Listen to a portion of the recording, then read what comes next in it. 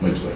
Antes de mais, muito bom dia. É um prazer falar com a Law for Lawyers. Conheço há muito tempo a Law for Lawyers e a sua implantação no seio da comunidade jurídica, designadamente junto dos advogados, e, portanto, é sempre um prazer, através deste instrumento, chegar ao contacto com a comunidade de advogados, e não só. Penso que também juristas e juízes são destinatários-alvo da Law for Lawyers. Eu sou advogado, meu nome é Jorge Neto, sou advogado há mais de 30 anos, sou de uma família de juristas, o meu pai era advogado. Foi com ele, acho que comecei a dar os primeiros passos no direito, nos tribunais e na advocacia em concreto. E tenho várias pessoas da minha família também ligadas ao direito. Tenho um irmão que é juiz, desembargador, tenho uma cunhada que é procuradora também no Tribunal da Relação, tenho uma irmã que é advogada, trabalha comigo na minha sociedade, e já tenho uma filha licenciada em Direito, acabou agora o curso na Católica, ainda não é advogada, é estagiária, está a fazer o estágio comigo, portanto já posso dizer que na minha família tenho 3 gerações de advogados, e portanto eu tive o prazer e o privilégio de trabalhar com o meu pai, e espero também transmitir à minha filha alguns ensinamentos que adquiri ao longo de 30 anos de atividade. Tenho esta relação muito forte com o direito. Comecei a trabalhar muito cedo como advogado, e isso naturalmente proporcionou-me a possibilidade de trabalhar em diversas áreas. Desde logo fui um advogado generalista nos meus primeiros tempos, e ao longo da vida fui naturalmente sendo canalizado naturalmente para determinadas áreas específicas de direito, e hoje trabalho sobretudo na área do direito comercial, direito financeiro, direito societário e o direito internacional. Eu trabalho muito também e tenho trabalhado muito no estrangeiro, no apoio a grandes grupos económicos e empresas portuguesas, e portanto tenho também essa vertente que é interessante do ponto de vista de exercício da minha atividade no estrangeiro, que eu, aliás, vou procurar também capitalizar, se for eleito no espectro extraordinário, para promover há um relacionamento mais estreito e algumas saídas profissionais para advogados no estrangeiro. Já agora estrangeiro, mais ou menos em que estamos a falar? Eu tenho trabalhado Lopes, muito no Brasil. Exatamente porque tenho apoiado empresas que têm feito grandes investimentos no Brasil, já há 15 anos esta parte, mas trabalho também nos países da expressão portuguesa, em Angola particularmente, mas também na Europa. Como eu estou ligado à área do direito societário e direito comercial, muitas empresas têm por vezes questões a dirimir na Europa, e eu desloco muitas vezes ao estrangeiro, Espanha particularmente, com mais frequência, mas também Inglaterra, Alemanha, França, Itália. Tenho tido esse privilégio de exercer a minha atividade, muitas vezes em parceria também com colegas locais, em função das imposições legais, mas tenho tido essa oportunidade, o que me permite também ter, se calhar, uma visão diferente, mais cosmopolita da advocacia. Isso é importante, sim. E é um pouco esse toque de cosmopolitismo que decorre da minha experiência profissional que eu quero, de facto, levar para os advogados, se for eleito. Já agora, me espero bastonar. Que pontos é que acha que são interessantes trazer para Portugal, que tenha visto nesses países?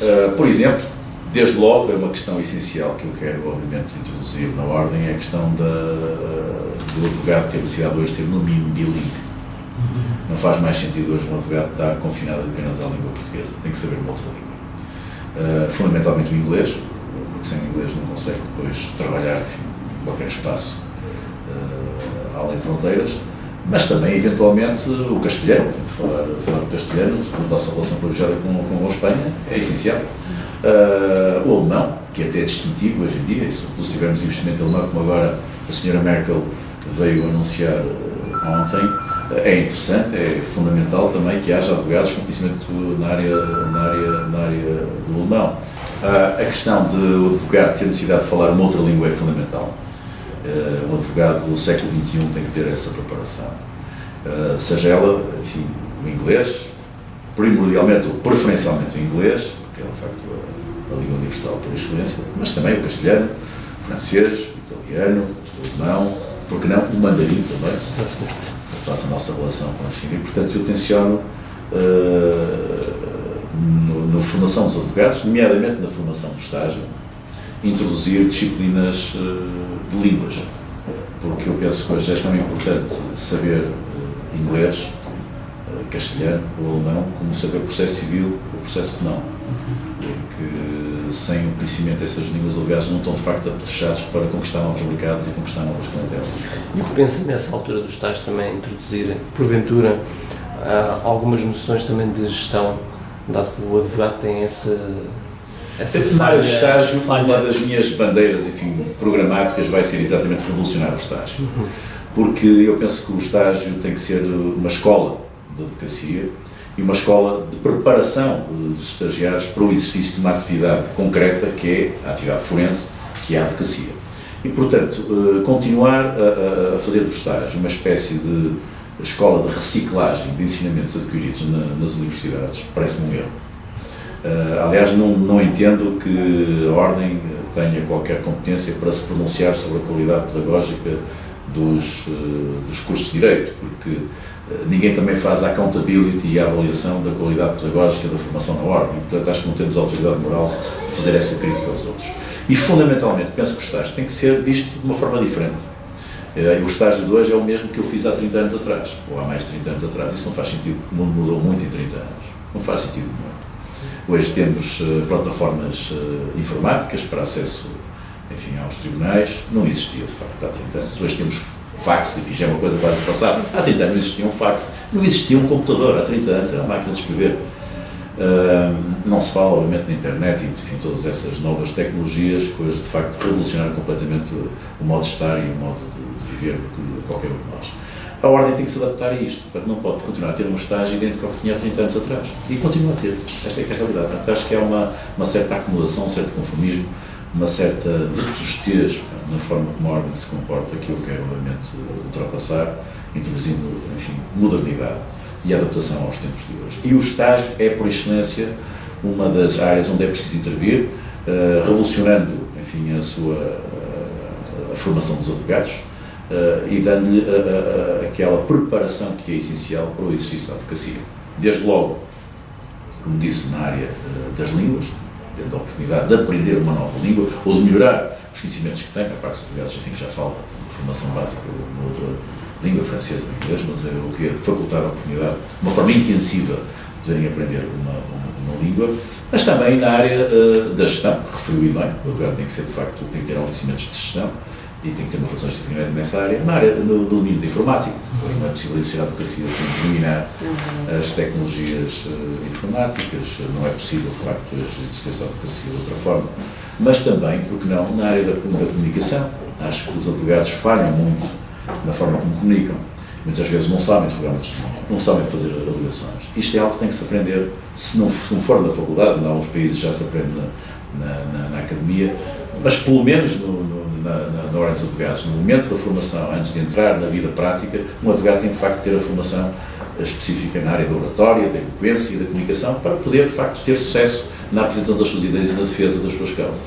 Não percebi porque é que isso nunca aconteceu na ordem dos advogados e, portanto, eu quero introduzir também uma cadeira obrigatória nessa área, mas também cidadania e cultura. Penso que um advogado tem que ser uma pessoa virada para o mundo, não tem que saber só direito, deve saber direito, naturalmente, mas tem que ter um conhecimento básico da realidade do país, do que é a Constituição da República Portuguesa, de quais são os problemas socioeconómicos de um país, qual é a relação multilateral desse país, política internacional, poesia, literatura. Eu penso que uma cadeira também de cidadania e cultura é importante para a formação básica do advogado. E, portanto, é esta mudança radical daquilo que tem sido o paradigma da formação que eu quero introduzir. Já agora, acha que o tempo está adequado, apesar de tudo? Eu penso que sim. Há quem diga que o tempo é excessivo, há quem diga que o tempo é curto. Eu penso que o tempo, desde que ele seja preenchido com conteúdos verdadeiramente atuais e eficazes para dar essa preparação para a atividade forense do advogado, eu penso que o tempo é suficiente, 24 meses, 30 meses, enfim, acho que é um tempo razoável.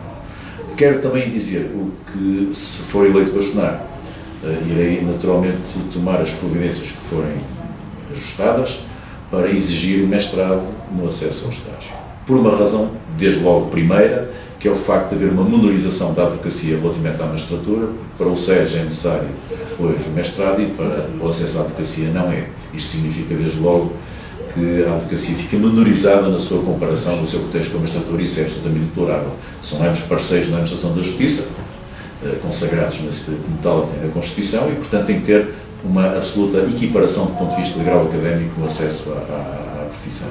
E portanto eu vou naturalmente diligenciar junto da Assembleia da República para alterar o Estatuto da Ordem, uma alteração legislativa da Ordem que determina a exigência do estágio, para a existência do mestrado para o acesso ao estágio da Ordem dos Advogados. E considera que o facto de ter havido o processo de Bolonha, que de alguma maneira retirou mais um ano ao curso de Direito, poderá ter havido uma penalização na formação também dos juristas? Penso que é óbvio, porque uma formação que antigamente era dada em 5 anos, ter sido reduzido para 4, esta compressão em 4 anos, naturalmente, que faz presumir que houve uma redução, enfim, dos ensinamentos e das matérias que foram abordadas no curso da formação académica da licenciatura. E, portanto, tem que haver alguma compensação. Eu acho que o mestrado pode constituir, de facto, essa compensação.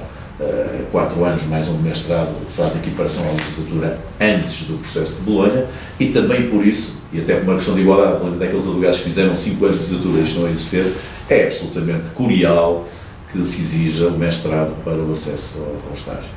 Um dos seus objetivos, de acordo com o seu programa de candidatura a bastonário, está relacionado diretamente com o reforço do apoio judiciário. Com este bastonário houve uma questão muito polémica, que foi precisamente tornar o apoio judiciário apenas possível, o exercício do apoio judiciário apenas por advogados e já não pelos estagiários, como anteriormente. Qual é a sua opinião relativamente a isso? Bom, eu relativamente a essa matéria penso que o apoio judiciário tem sido prestado por profissionais qualificados. E entendo que, efetivamente, um estagiário não está ainda devidamente habilitado para prestar esse serviço à comunidade. Eu conheço bem essa realidade, porque no tempo em que fiz o estágio não existia essa limitação, e eu próprio fiz patrocínio oficioso, o equivalente a este apoio judiciário dos dias de hoje, e entendo, enfim, tentei naturalmente fazê-lo o melhor possível, mas reconheço 30 anos envolvidos, que efetivamente a experiência e a tarimba de muitos anos de profissão dá de facto um know-how muito diferente daquele que se adquire quando sai da faculdade. E portanto acho que em prol da comunidade, em prol, enfim, de uma boa justiça e do serviço cidadão, que acaba o resto, o apoio judiciário é um serviço público, ele deve ser prestado por advogados com formação já avançada e não por estagiários, portanto não defendo a alteração desse modelo. O que defendo, isso sim, é novas regras mais simples, mais enxutas, mais claras, de acesso ao apoio judiciário, maior rapidez e celeridade no pagamento dos honorários, porque se tem passado é de facto implorável, e sobretudo respeito pela honorabilidade e pela dignidade dos advogados, para que os membros não possam ser vexados, como aconteceu recentemente, com o label de que havia fraude no apoio judiciário e que essa fraude era extensiva a todos os advogados que estavam no apoio judiciário, que se revelou manifestamente inverdadeiro e vexatório para os advogados. Portanto, eu defendo simplificação das regras, defendo celeridade no pagamento dos honorários e defendo ainda uma outra coisa, a criação de um sistema, de um organismo tripartido, constituído pelo Ministério da Justiça, pela Ordem dos Advogados e, eventualmente, pela Associação Portuguesa de Bancos, a quem cabe fazer a triagem do apoio judiciário e o pagamento dos honorários, para evitar esta situação absolutamente recorrente e implorável de Ministério da Justiça por razões orçamentais, aqui e acolá, e propelando no tempo o pagamento dos honorários relativos ao apoio judiciário. Se essa matéria estiver cometida a uma outra entidade, esse tal organismo tripartido, a quem naturalmente sejam feitas as necessárias dotações orçamentais para proceder ao pagamento, à fiscalização, à triagem e ao pagamento dos honorários, resolvemos este problema político de sistematicamente termos o Ministério da Justiça a provelar no tempo o pagamento dos honorários do apoio judiciário. Eu vou defender este modelo, vou tentar naturalmente que ele vingue, não depende só de mim, mas é uma ideia concreta que eu tenho para apresentar no domínio do apoio judiciário. Já agora, voltando um bocadinho à questão do número de advogados, também é um dos pontos que foca no seu programa, que é a massificação realmente que existe existente em Portugal. Como é que vê esse trabalho de redução, não é? No fundo é isso que estamos aqui a falar, de redução de advogados? Bom, a primeira questão que é preciso ter em consideração é a avaliação de que efetivamente temos advogados a mais. Eu não tenho dúvidas sobre isso. E não tenho dúvidas porque ao longo dos anos tenho meditado e refletido sobre este assunto e tenho verificado que de ano para ano esse número de advogados vai aumentando de uma forma exponencial. O que me diz a leitura dos números de advogados versus população na União Europeia é que, de facto, nós somos um dos países com mais advogados per capita. Temos 40 mil advogados inscritos em exercício, menos 27, 28 mil, não posso neste momento estar a precisar, mas mesmo assim isso significa um advogado por 350 habitantes, portanto significa uma média muito elevada de advogados versus população, e isso, num país sob assistência financeira em crise como é o nosso, tem naturalmente um resultado ajusante, que é de facto a precarização da profissão, é a proletarização da advocacia e é um depauperar significativo das condições de vida dos advogados em Portugal. E eu recordo que ainda há tempos uma revista prestigiada, Economist, que eu sou um leitor assíduo, fazia uma análise sobre os efeitos da aplicação do memorando da Troika em Portugal e sublinhava esta questão do número de advogados ser um número de advogados excessivo e o facto de cerca de 15 mil deputados advogados viverem com menos 1.500 euros por mês. Portanto, já é uma matéria que já é objeto de abordagem por uma revista conceituada internacional como é a Economist, ou seja, já tem uma relevância além fronteiras. E, portanto, eu penso que esta questão tem que ser encarada com seriedade, sem tabus e também sem hipocrisia. Porque eu penso que no passado se falou muitas vezes nesta matéria e não se fez nada para a combater. Pelo contrário, até penso que muitas vezes a ordem foi de certa forma cúmplice. Não estou a falar deste bastonário, gostava de tornar claro, estou a falar em momentos anteriores. Muitas vezes foi cúmplice por omissão do agravamento desta situação. Porque, obviamente, mais advogados, mais taxas de inscrição na ordem, mais estagiários, enfim, tudo isso, enfim, era, porventura, um pacote interessante que não conseguia combater com a necessária tenacidade. E eu não tenho essa visão da advocacia e, portanto, tenho a noção clara de que, efetivamente, o número excessivo de advogados prejudica a qualidade do trabalho dos advogados, prejudica a imagem da justiça e prejudica a própria credibilidade dos advogados, porque não tenhamos ilusões que boa parte dos problemas deontológicos que hoje surgem decorre da escassez de clientela, decorre da escassez de trabalho e decorre também, obviamente, da uma ineficiência da parte dos órgãos disciplinares da ordem atuarem devidamente. Portanto, tudo visto e ponderado, eu creio que é fundamental encarar este problema de uma vez por todas com a necessária seriedade e procurar combater na origem a sua razão de ser. Eu não tenho naturalmente nenhum passe de mágica para resolver o problema, tenho também a certeza, a noção clara de que só o tempo e o mercado é que resolverão paulatinamente esta situação, não tenho sobre isso ilusões, mas penso que o bastonário e a ordem podem ter uma posição mais proativa nesta matéria para mitigar ou pelo menos minorar o problema comum, desde logo junto do Ministério da Educação e do Ministério da Justiça, chamando a atenção para a necessidade de não conceder novos alvarás a faculdades de Direito, como aconteceu, enfim, nos últimos 10 a 20 anos. Nós temos ainda hoje cerca de 2 dezenas de faculdades de Direito públicas e privadas em Portugal, o que é um manifesto. Representam os números clausos enormes. Manifesto exagero.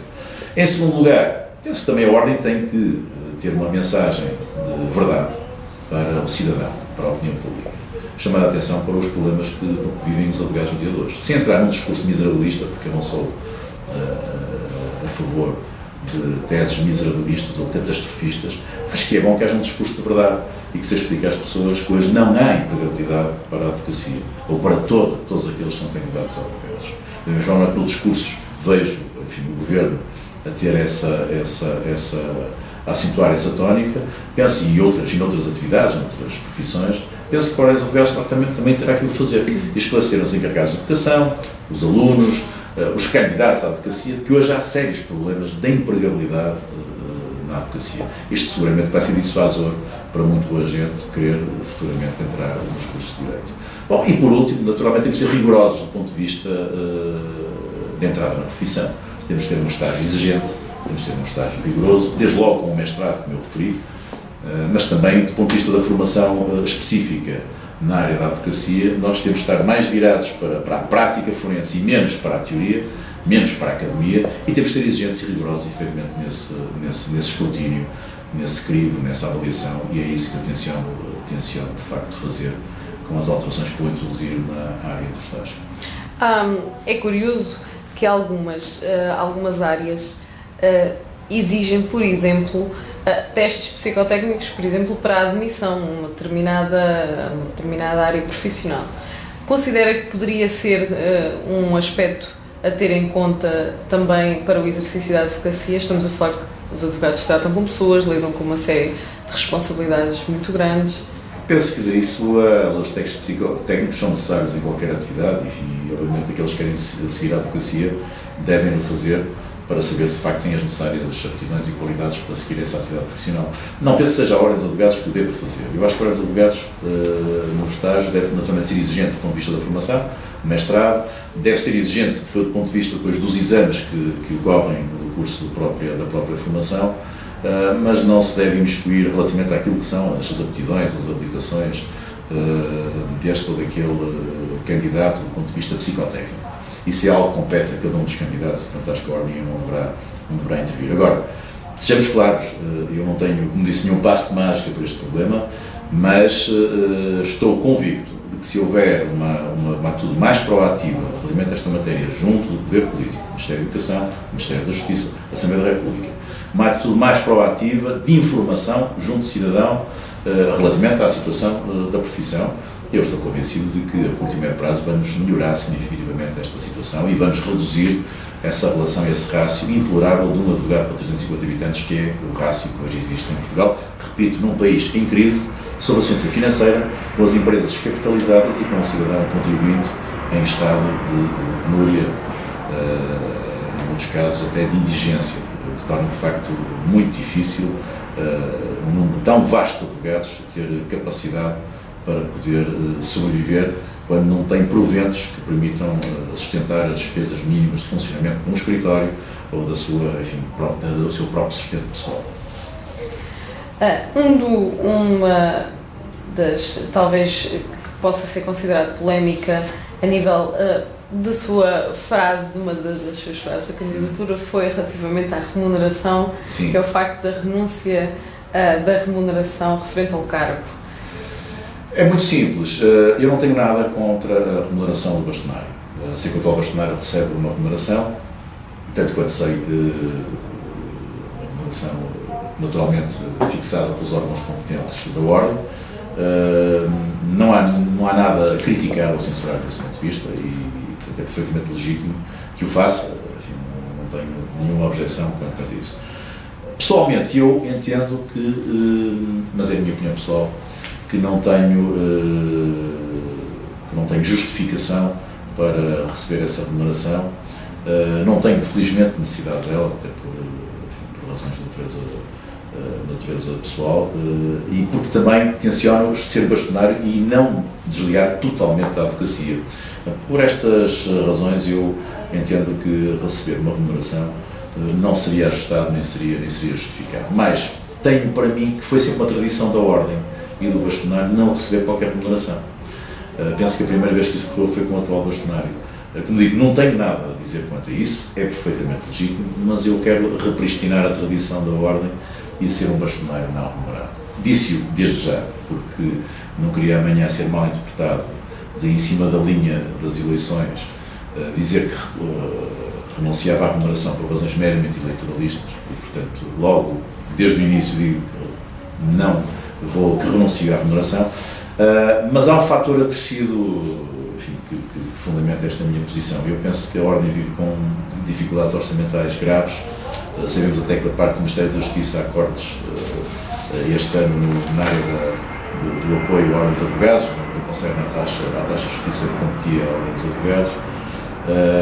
Temos desafios ingentes pela frente que vão exigir mais recursos e uma das medidas, um dos exemplos que eu posso dar é, desde logo, utilizar essa verba, que seria a verba de remuneração do bastonário, para ajudar, por exemplo, os jovens advogados, para quem eu defendo isenção de cotas nos 2 primeiros anos e uma redução de cotas ao longo dos 3 anos seguintes até ao 5º ano. Por exemplo, aí está uma forma de se aplicar essa remuneração que seria destinada ao bastonário no apoio aos jovens advogados, é canalizá-la para compensar a isenção de cotas que eu quero atribuir aos jovens advogados. Agora, isto não tem nada de demagógico, nada de populismo, nada de eleitoralista, porque se o fosse, falo-ia em momento ulterior, é uma questão de princípio.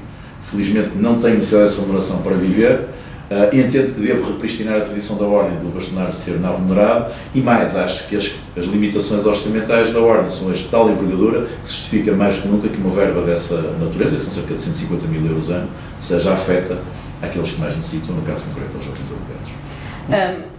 Um dos aspectos também do seu programa, para além agora que falou da questão dos jovens advogados, não descura também os advogados considerados séniores, até porque tem-se vindo a falar muito das dificuldades que os jovens advogados passam no início da profissão, mas também, por outro lado, tem-se vindo a esquecer que muitos advogados, já no término da sua profissão, também estão a passar por algumas dificuldades. Eu, relativamente a isso, defendi no meu anúncio de candidatura, no manifesto de candidatura, que devia haver uma sociedade intergeracional e eu ia ser um bastonário que iria pugnar por essa sociedade intergeracional na Ordem, ajudando e apoiando os mais jovens e os menos jovens. Relativamente aos mais jovens, já disse que vou apresentar um programa de isenção de cotas até 2 anos, redução de 50% no 3º e 4º ano e redução de 25% das cotas no 5º ano, é este o meu objetivo. Relativamente aos menos jovens, eu quero também apoiá-los. Penso que os menos jovens é preciso verificar a seguinte situação: aqueles que não estão no exercício não pagam cotas, aqueles que estão reformados mas estão no exercício da atividade pagam, com esta nova alteração do Conselho Geral, vão passar a pagar uma cota idêntica aos demais. E eu penso que há muitos advogados que estão reformados e exercem a profissão que não necessitam dessa isenção de cota.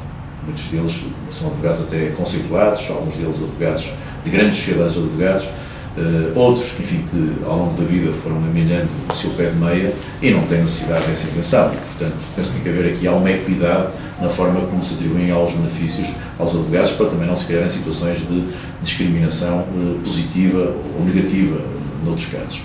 E, portanto, eu penso que, relativamente aos menos jovens, a Ordem deve ter uma atenção relativamente àqueles que estão em dificuldades, mas isso deve ser analisado caso a caso. E o que eu vou pugnar e plasmar no meu programa é para que a Ordem tenha uma palavra e tenha uma atenção relativamente aos advogados menos jovens que vivem em dificuldades, no sentido de os isentar também das cotas.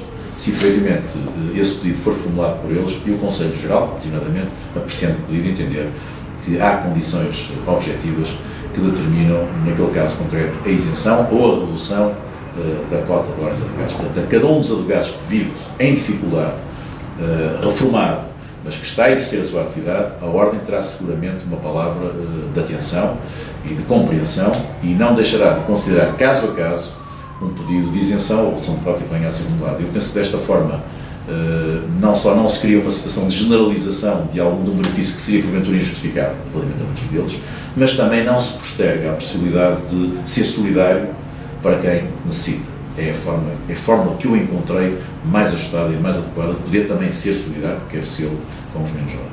Um dos pontos que fala no seu manifesto é colaborar numa reforma estrutural da Justiça. Como é que podemos aqui concretizar um bocadinho mais Eu concretizo da seguinte forma: penso que a Ordem tem estado arredada do debate da reforma da Justiça. Nós não somos ouvidos, tidos nem achados para coisa nenhuma. Eu vejo, de facto, comissões em curso a procederem à revisão do Código de Processo Civil, do Código de Processo Penal, a reorganização do mapa judiciário, e a Ordem dos Advogados, por isso, simplesmente não é ouvida, ou não é tida nem achada nesse processo. Isso parece-me um erro.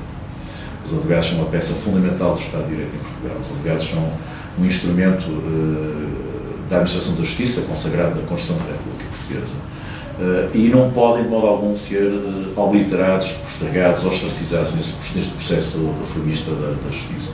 E, portanto, eu tenciono ter uma voz ativa, interveniente, crítica, se necessário for, e onde for necessário, para que os advogados possam ter uma palavra a dizer sobre aquilo que se está a passar na área da reforma da justiça. Na Assembleia da República, desde logo, fazendo ver que os advogados têm que ser ouvidos e auscultados sobre aquilo que está neste momento a ser objeto de reflexão legislativa, mas também junto do Ministério da Justiça, relativamente ao qual eu penso que tem havido ou melhor, não tem havido menor diálogo entre o bastonário e a ministra que pudesse permitir algumas sinergias do ponto de vista dessa cooperação e colaboração. Como é que se explica isto, tendo na política tantos, se calhar não são advogados, são juristas, mas tantas pessoas da área de direito? Como é que se pode, porventura, explicar uma coisa deste? Enfim, eu penso que aqui, sobretudo, há muitas vezes questões de natureza pessoal, temperamental, até de personalidades que se chocam. É um pouco o caso entre o atual bastonário e o Sr. Ministro da Justiça que explica este desfazamento e este alinhamento, digamos, da Ordem dos Advogados da reforma em curso. Tem muito a ver com uma questão de personalidades, choque de personalidades, vamos falar claro. Mas penso que é preciso também algum esforço no sentido de superar divergências e dissidências que porventura tenham existido no passado para, além daquilo que é um bem comum, que é uma boa administração da justiça, que é algo que é essencial, que é um pilar do Estado de Direito em Portugal, se possa fazer progresso e que se possa conseguir chegar a soluções consensuais que, efetivamente, se traduzam numa melhoria da justiça em Portugal. E é esse esforço que eu quero fazer, independentemente de uma divergência de natureza pessoal que possa ter aqui ou lá com o Ministro da Justiça, ou com este ou aquele responsável político, tenho o dever como bastonário de superar essa divergência ou essa contingência e de encontrar caminhos, de encontrar soluções que efetivamente conduzam a uma melhor justiça em Portugal, porque esse é um dos problemas sérios com que vivemos. A economia está paralisada também porque a justiça em Portugal não funciona.